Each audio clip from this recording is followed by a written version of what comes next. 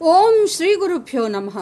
భగవద్భక్తులందరికీ విశ్వావసునామ సంవత్సర శుభాకాంక్షలు. ఇప్పుడు మనము చాతుర్మాసంలో ప్రతిరోజు సౌందర్య లహరిలోని ఒక శ్లోకాన్ని అనుసంధానం చేసుకుంటున్నాము. ఈరోజు 2వ శ్లోకము.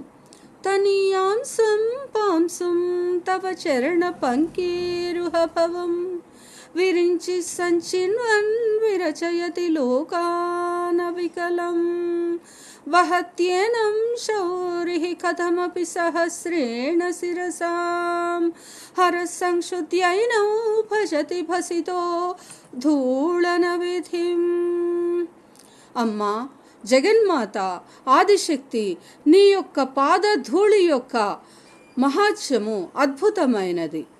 నీ యొక్క పాదధూళిని గ్రహించి బ్రహ్మదేవుడు ఈ సృష్టినంతటిని ఎటువంటి వికలము లేకుండా తన కార్యము నిర్వహిస్తున్నాడు. ఇక శ్రీహరి నీ పాదధూళిని గ్రహించి 1000 శిరస్సులు కల ఆదిశేషుడై ఈ సమస్త భూభారాన్ని వహిస్తున్నాడు. శంకరుడు పరమేశ్వరుడు నీ యొక్క పాదధూళిని భస్మంగా తన శరీరమంతా పూసుకొని ఈ సంహార కార్యాన్ని లయకార్యం నిర్వహిస్తున్నాడు. ఓ జగన్మాత, నీకు 1,000,000,000,000 ప్రణామాలు. ఇక ఇప్పుడు 3వ శ్లోకమును అనుసంధానం చేసుకుందాం.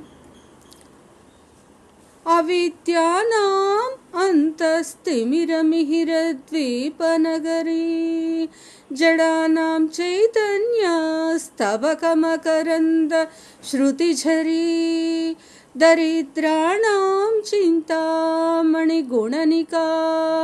జన్మజలధౌ నిమగ్నానాం దంష్ట్రా మురరిపు వరాహస్య భవతి.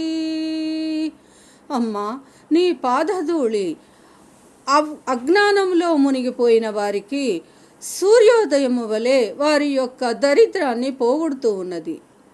ఇక జడులకు జ్ఞాన పుష్పము నుండి స్రవించే మకరందములాగా వారిని ఉద్ధరిస్తూ ఉన్నది. ఇక దరిద్రులకు చింతామణిలాగా వారి యొక్క సమస్త కోరికలను నెరవేరుస్తుంది. ఈ సంసార సాగరంలో మునిగిపోయిన వారికి వరాహావతారంలోని విష్ణుమూర్తి యొక్క దంష్ట్రలాగా వారిని ఈ యొక్క సంసార సాగరం నుండి ఉద్ధరిస్తూ ఉన్నది. అమ్మ జగన్మాత, నీ యొక్క మహిమ అత్యద్భుతమైనది. ఓ జగన్మాత, నీకు 1,000,000,000 ప్రణామాలు.